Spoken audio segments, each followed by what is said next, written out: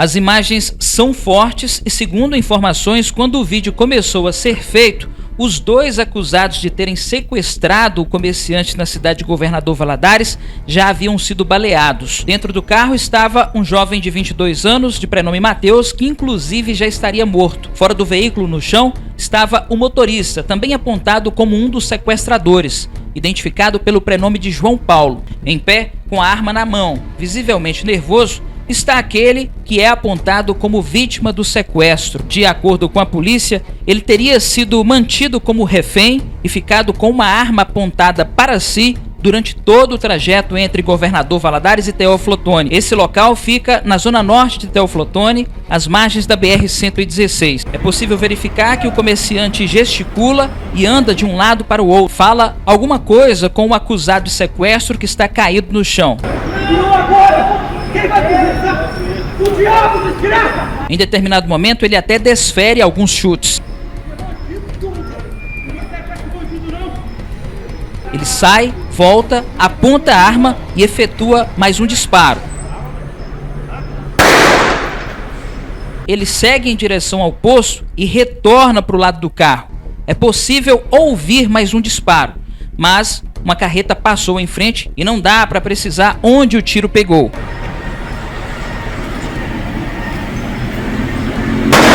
Ele observa o outro homem que está dentro do carro e, por último, sai em direção ao poço.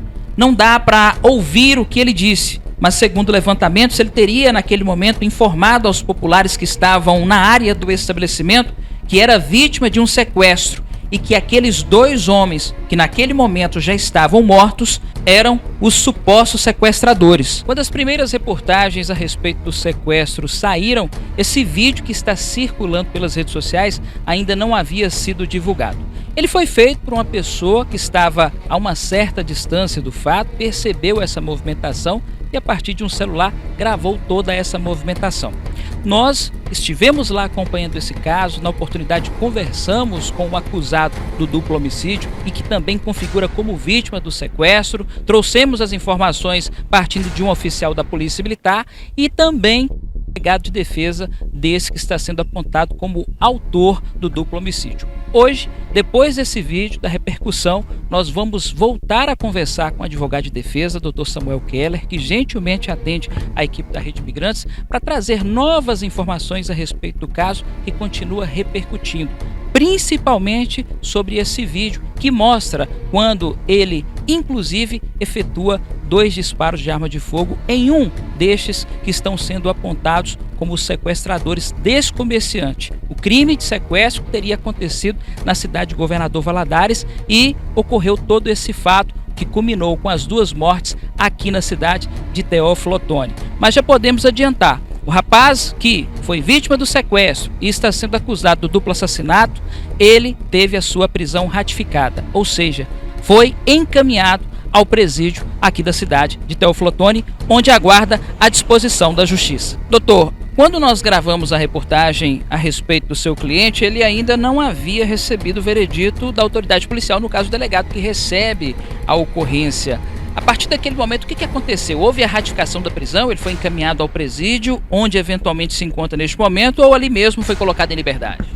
Isso, Elvis. Naquele momento, a gente estava fazendo a oitiva das testemunhas e também tomando o depoimento do meu cliente.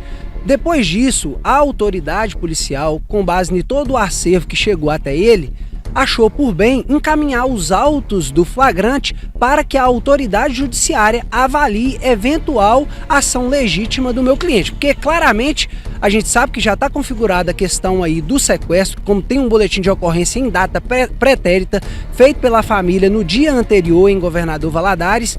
E aí depois desencadeou naquela morte dos 2 sequestradores ali. O que gerou uma dúvida e certa repercussão foi aquele vídeo que foi divulgado aí amplamente nas redes sociais. Contudo, ali não passa de uma reação de uma pessoa que esteve durante todo um dia com a arma apontada na cabeça e um galão de combustível, sendo ameaçado, tendo a sua família ameaçada e inclusive informado que a família sequer faria o seu velório porque teria o corpo queimado ali com o combustível. Então, Elvis, a gente tem que agora a autoridade judicial analisará esses autos e vai ter a sua decisão após a audiência de custódia que vai acontecer logo mais. Esse vídeo, o senhor tocou no assunto, realmente repercutiu bastante, tem circulado pelas redes sociais e dividido opiniões. Na opinião do senhor, até porque naquele momento em que ele se encontrava na delegacia, esse vídeo ainda não estava circulando, pode ter atrapalhado um pouco a soltura do mesmo, que poderia ter acontecido ainda na manhã de domingo? Elvis, o que acontece? Antes de responder a sua pergunta, eu deixo aqui a reflexão. Quem de nós que após passar por uma experiência traumática daquela, tendo o seu algoz, passado um dia inteiro lhe forçando, lhe coagindo, lhe ameaçando, assim não agiria? Eu só vejo alguma pessoa, que no caso é Jesus Cristo, o qual está acima de nós aí. Contudo, nós, com o nosso instinto humano, a gente infelizmente transborda às vezes esses nossos sentimentos para as nossas ações.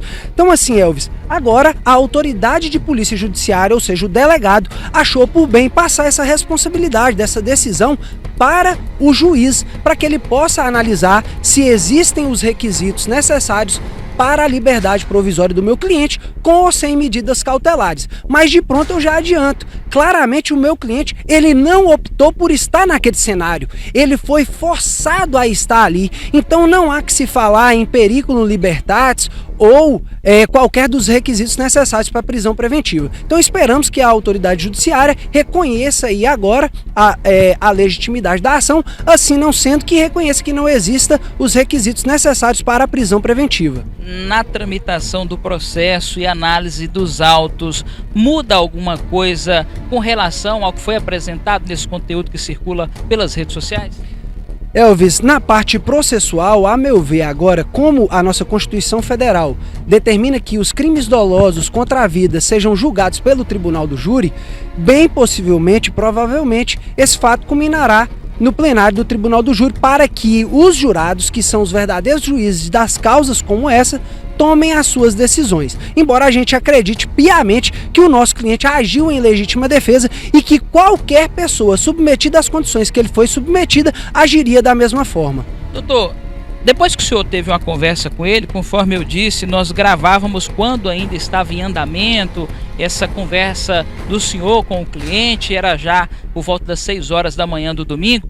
Teve algo a mais que ele acrescentou a respeito de toda essa situação envolvendo este sequestro? Certo, Elvis, o que ele descreveu foi que há 15 dias ele foi abordado por um dos 3 indivíduos que inicialmente deu o start para toda essa situação. Ele estava vendo um terreno para o irmão dele quando ele foi abordado pelo indivíduo que começou a questionar coisas sobre a vida pessoal dele e da família. Nesse momento ele revelou que teria um irmão nos Estados Unidos e depois foi procurado por esse indivíduo, o que revela ainda mais a motivação para esse crime que aconteceu contra ele, do sequestro, para que esses indivíduos obtivessem vantagem econômica em desfavor aí de um homem trabalhador que está na América e lutando por uma vida melhor.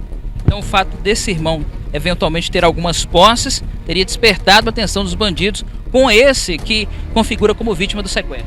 Isso, sem dúvida, Elvis. Acreditamos que essa motivação de tentar extorquir a família para obter essa vantagem econômica é o que culminou, na verdade é o que deu início a toda essa situação, culminando na morte desses 2 indivíduos, claramente em legítima defesa por parte do meu cliente. O senhor, como advogado de defesa, fez algum levantamento a respeito da vida dessas 2 pessoas que estão ali sendo apontadas como sequestradores? Sim, Elvis.